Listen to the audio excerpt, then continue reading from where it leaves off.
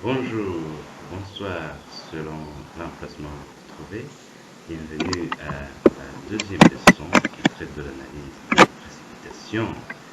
Contrairement à ce que d'aucuns croient ou que la plupart font dans les analyses statistiques courantes, la moyenne, la médiane, l'écart type, vous allez apprendre au cours de cette leçon comment vous pouvez extrapoler les données des précipitations sur toute une région. Vous allez être vraiment intéressé. Alors, c'est Sauter de la faculté d'agronomie et de bioingénierie de l'Université du Burundi qui vous dit bienvenue et c'est votre facilitateur dans ce cours. Avant de passer dans le vif du sujet, voyons d'abord les objectifs de ce cours. Et donc à la fin de ce cours, les étudiants, vous devriez être capables, premièrement, d'appliquer les notions d'analyse ponctuelle de la pluie.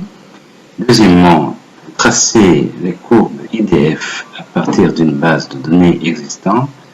Et troisièmement, de répartir les précipitations dans un bassin versant possédant plusieurs stations hydrauliques. Premier point de ce cours, c'est l'analyse ponctuelle ici et voyons-en la notion d'averse. L'averse, c'est un épisode pluvieux continu. Alors, retenez continu. On va voir ce que ça signifie dans la suite.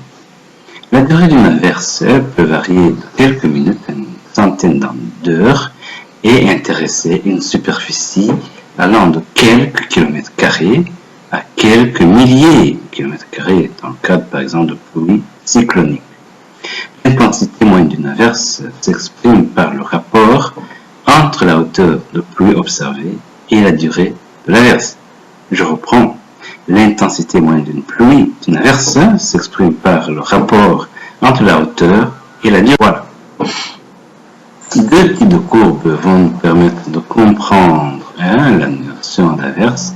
Il s'agit premièrement de la courbe des hauteurs de pluie cumulées, qu'on appelle également pluviogramme. Vous voyez, quand il y a de la pluie, la courbe monte, et quand il n'y en a pas, la courbe reste constante. Alors ça donne rien que l'intégrale de la hauteur de tombée depuis le début de l'averse. Le deuxième type de courbe, c'est le hyétogramme. Voici sa représentation comme une courbe en bâtonnet qui ne représente rien que la dérivée en un point donné de la première courbe, ça veut dire la courbe des hauteurs. Deux critères nous permettent maintenant d'évaluer la continuité d'un épisode pluvieux, comme vous allez le voir sur la figure qui vient d'arriver à l'écran. Premièrement, il s'agit de se choisir un seuil de hauteur d'eau, comme vous le voyez. Ici, par exemple, vous pouvez choisir 2 mm. Le deuxième critère, c'est de se choisir un seuil d'intervalle de temps, comme vous le voyez représenté sur la figure. Ici, j'ai donné un exemple. Voyons aussi un deuxième point dans l'analyse ponctuelle, les statistiques descriptives. Voilà. L'objectif de ces statistiques n'est rien d'autre que de condenser l'information via l'application des lois et autres techniques de la statistique pour relever pluviométrique, pour en tirer des informations utiles aux études et travaux envisagés. Alors, les statistiques les plus utilisées sont les moyennes, tendance centrale dominante, vous avez la médiane, n'est-ce pas, la mode, etc. Vous pouvez aussi réaliser la dispersion, ou analyser la dispersion ou la fluctuation autour de la valeur centrale. Ici, vous comprenez directement l'écart type, la variance, les quantiles, etc. Vous pouvez aussi calculer les caractéristiques de forme, par exemple le coefficient de Euler, de Fisher. Ici, rappelez-vous de vos cours de statistique. Vous pouvez encore aller plus loin à étudier les lois de distribution. Par exemple, voici les données suivent une loi normale, une log normale, etc. Voilà. Maintenant, passons aux courbes IDF, intensité, durée, fréquence. Alors, l'analyse des pluies a permis de définir deux lois générales de pluviosité. La première, c'est que pour une même fréquence d'apparition, donc en même temps de retour, l'intensité d'une pluie est d'autant plus forte que sa durée est courte. Deuxième loi, ou corollaire à la première, c'est que, à durée de pluie égale, une précipitation sera d'autant plus intense que sa fréquence d'apparition sera petite. Et donc ici, comprenez que son temps de retour sera grand. Alors, ces deux lois permettent d'établir les relations entre les intensités, la durée et la fréquence d'apparition des pluies. Ils peuvent être alors représentés par des courbes caractéristiques que nous appelons les courbes IDF. I de intensité, D de durée, F de fréquence. Alors voilà la représentation de ces courbes-là. Vous avez une évolution vers le haut droit en fonction que le temps de retour augmente. Alors comment est-ce qu'on construit ces courbes? Deux manières de le faire. Premièrement, on peut passer par une représentation analytique et la formule la plus utilisée est celle de Montana, qui est une relation simple, une relation de type puissance avec deux paramètres A et B qui sont des constantes locales et qui dépendent généralement du lieu. Le deuxième type de représentation, c'est une représentation statistique.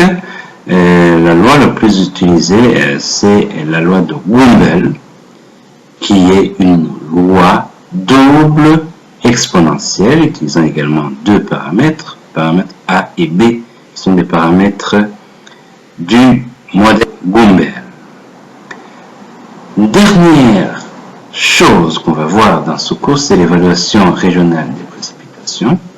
Alors, comme vous en doutez, le passage des mesures ponctuelles à une estimation spatiale de ces mesures est souvent nécessaire parce que vous avez une superficie assez grande, comme par exemple un bassin versant, et maintenant il faut pouvoir extrapoler les données sur tout le bassin versant. Alors, donc, le choix de la méthode à utiliser dépend notamment de la longueur de la série de données, et la densité du réseau et la variation du champ pluviométrique. Alors, pour l'interpolation, la méthode la plus utilisée est celle des polygones de Thyssen. Alors, comment est-ce que ça se passe?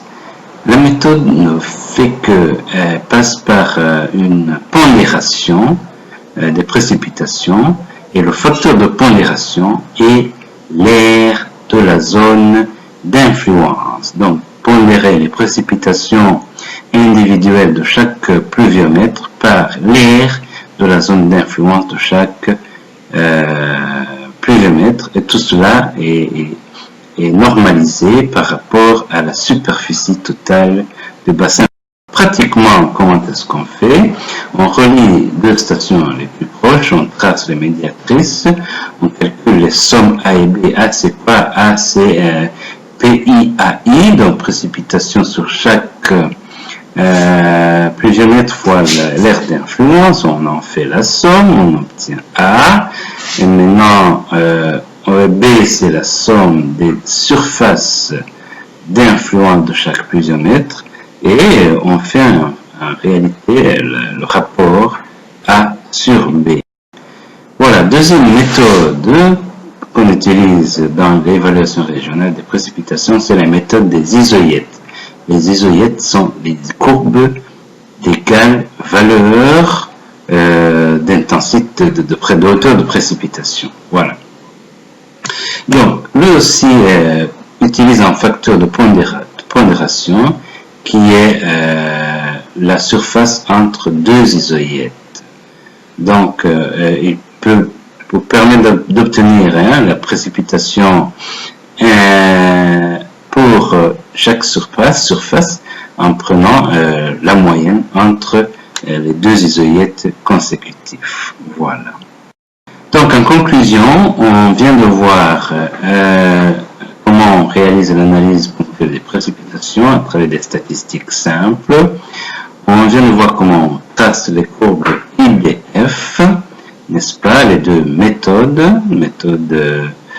Montana et Gumbel. Voilà, et on vient aussi de voir la régionalisation des précipitations par deux méthodes, la méthode de polygonation Thyssen et la méthode des isoïèdes. Voilà. Je rappelle que je m'appelle Soter Nyokubayo de l'Université du Burundi, faculté d'agronomie de bioingénierie, département des sciences et technologies de l'environnement. Voyez mon contact, mon adresse mail, et je vous dis merci beaucoup, au revoir et à la prochaine.